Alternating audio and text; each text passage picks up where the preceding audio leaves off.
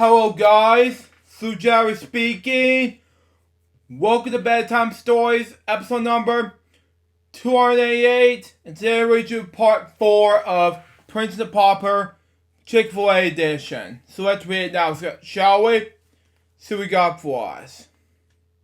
Anyway, we're on Hen Hill right now. Hall right now, excuse me. But anyway, after the stay at the inn, something like that. Anyway,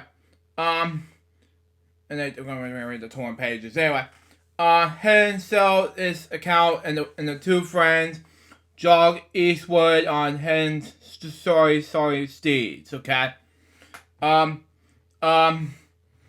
Makes sense anyway. During the several days journey to his home, Hen Hall, he talks constantly about his father and his brother Arthur. Okay. Wow. Hanson's spirit, restoring, excuse me, okay, anyway. And the spot of his return, following the novel mentioned, came into view. Wow. Okay.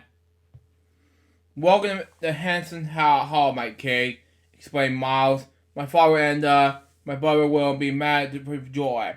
When I tell them you are my ward, they will make my house and hearts yours forever. The next movement, Hanson sprang to the ground before the great door. Okay? Helped the king down and rushed within. A few steps brought them into a spacious room where the young man sat at the writing table. Explains me, Hugh, he cried. Say you're glad I'm home. And called out our father. Wow, excuse me. Okay, anyway. Again, anyway. But Hugh always drew back and stared gravely upon the intruder. Your wits seems touched. Poor stranger, what you imagine yourself to be? Imagination, it has nothing to do with it. Do you pretend not to know what I am, your brother, Miles Henson? Wow. Even that was close. Anyway, an explanation of a surprise flit, how do you pronounce this word? Sorry. Across Hugh's face. My brother died in battle. A letter was sent from overseas, some 6 or 7 years ago. Wow. It is a lie, call our father, and our brother Arthur. They'll know me. Jesus.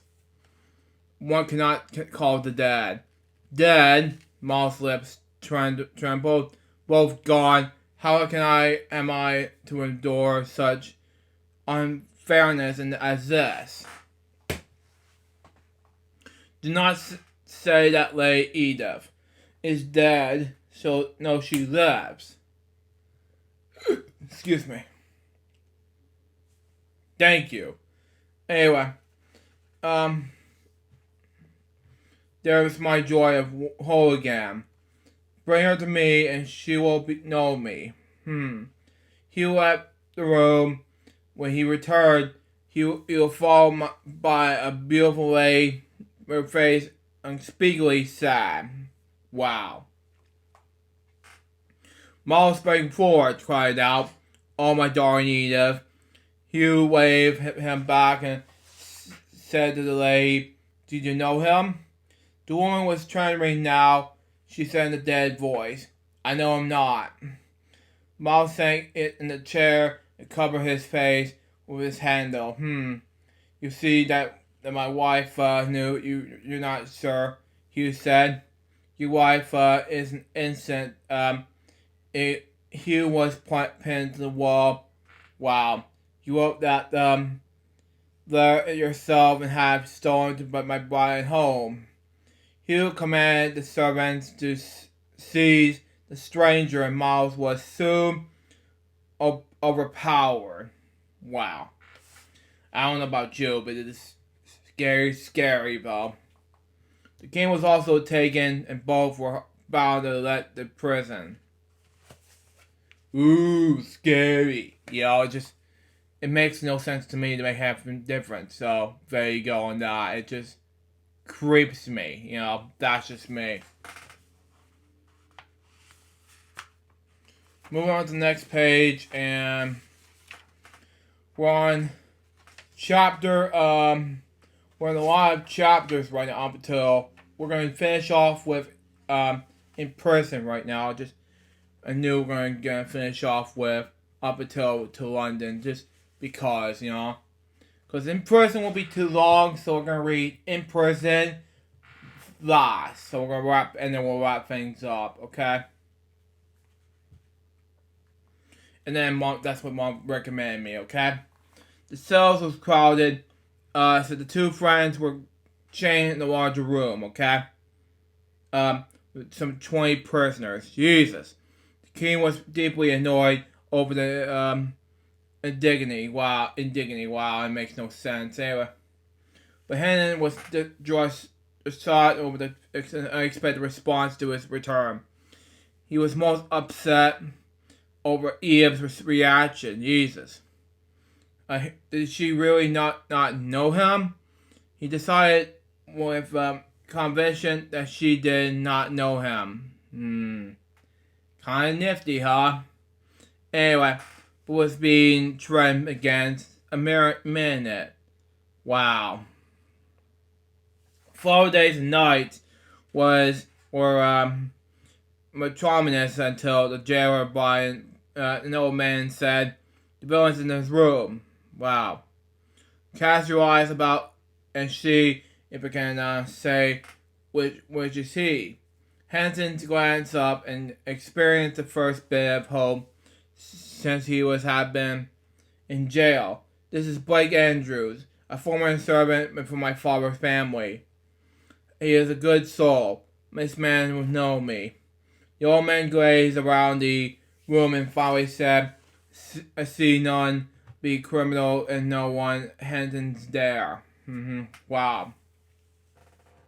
After the jailer is gone, the old man dropped upon his knees and whispered, "You come again, my master?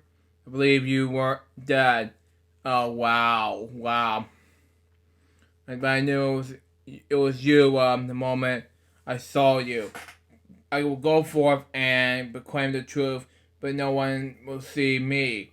"No," said Hanson, "it was up to but little in my cause, but thank you for giving me faith." The old servant, Andrew, became very valuable to Hendon, and the king, he dropped in several times a day. Now this is gonna get a long page. Now for this, I'm gonna wrap up this episode. But anyway, to abuse the prisoners. Although always smudging in food and current news, Henson was told after Arthur died, with Sir Richard Hendon wished to see Edith and Hugh settled. Edith begged for a delay, hoping that Miles would return, but then the letter came in with brought the news of Miles' death. Really? Anyway, the shock was too much to Sir Richard. He insists Edith marry Hugh. I don't know what to do next. Anyway, dying just after.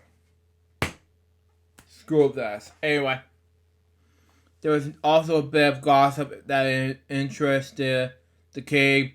There's a rumor that the king is mad. He was soon to be crowned at Westminster. Wow. Said Andrews. "Methinks that they must have had him first," muttered Edward. "Mad or not, he's bent on destroying the most unfair laws." The news struck Edward dumb with amazement. Jesus. Anyway, he wondered, is this gracious child with the beggar boy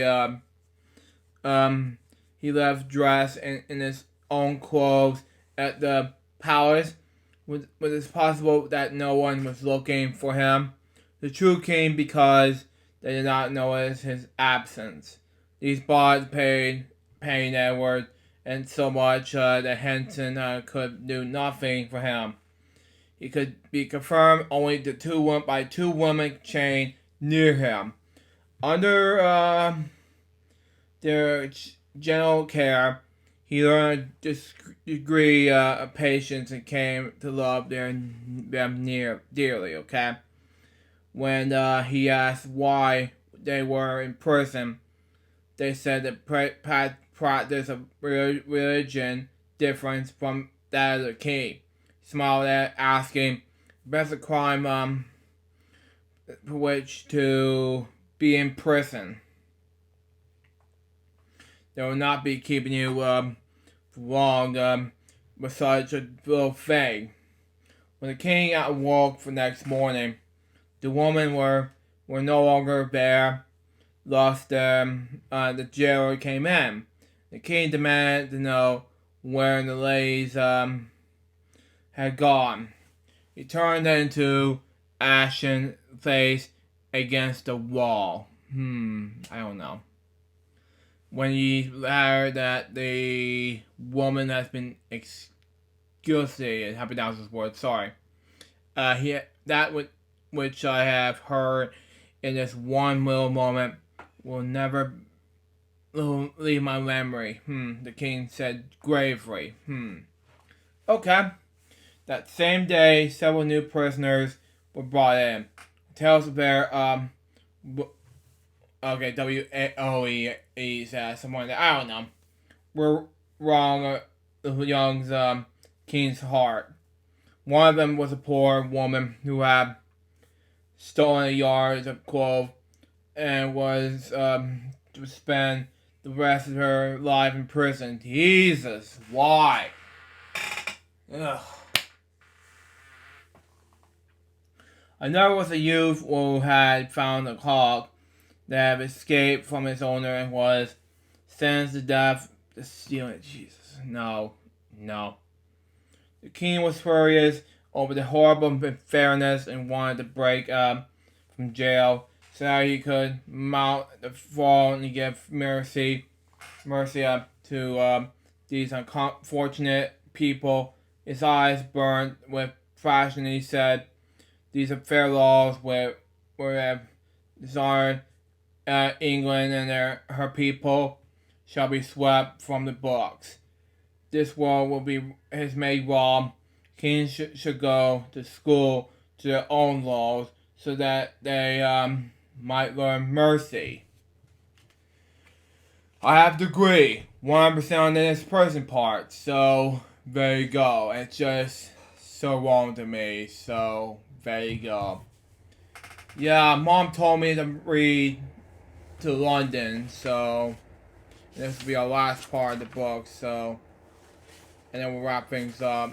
We're almost done with the book, so, and then we'll be done with bedtime stories for the day, so, I mean, these last two chapters are very long to read, and so what I'll do is do a final part, and that will be like, this is 24 pages long. We're almost done, at least.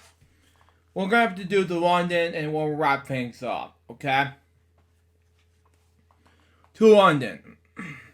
When the day of Miles' trial finally arrived, he was sentenced to sit for 2 hours in the stocks for solving the matter of Hendon Hall. His claim of being the rightful heir to Hendon Hall, okay, was ignored by a court, okay? The king was left off with a lecture and a warning due to his youth, okay? When he watched his dear friend serving his punishment in public, okay? His anger being to rise. He confirmed that the officer in charge is suing the Miles be let free. But it did no good. The king himself was ordered to receive lashes to protect him. After Hen was removed from the stocks, he told the king lashes from him afterward, um, when it was quiet, the king picked up the whip and touched Hendon's shoulders lightly with it, whispering Edward England dubs the Earl. Hendon was touched. Now I am the Earl of the kingdom, of the dreams and the shadows. He said of himself, a shall value this honor, worthless of it is, for its love and that bestows it. When Hendon was released, he did not know where to go or what to do. They remembered when the old Andrews said that about the old king's fairness to the world and unfortunate. Why not to try to give speech with him, okay? And begged for justice. And looked for the king, who steamed the lost and thought, what this boy be willing to return to sea. I have forgotten to inquire where we all bound your commands, my king, to London. Him both astonished and happy with the answer moved forward. When the whole journey was made without adventure, but it ended with the wine. When they stepped upon London Bridge, when it was filled with a struggled jam of people, the festivities of the next day, Coronation Day, were already began. White trying to make their way through the crowd. The king and Hendon were hopelessly separated. And before I wrap things up, before I end this book scene here, I want to give out to London scene here and tell you what you think about this. You know, it was just like amazing stuff. It was just sad as me. Will he ever finish off the book scene here called Coronation Day? We just had to find out in the final part of this whole book scene here. So that was Prince and the Pauper, Chick-Fil-A edition. This is part 4 we're talking about. What did I think about this book? I think it was amazing. So far, successful. This is part 4 we're talking about here. And this is a successful book to read. That was Bedtime Stories, episode number 288. Hope you enjoy it. Stay tuned for the next one, which is going to be the final part of this book of Prince and the Pauper, Chick-Fil-A edition. So, now, excuse me, I gotta edit these projects along with PS2 of today's episodes, things like that. Till next time, so Johnson Papa, so baby, good morning, so, close it out. See ya.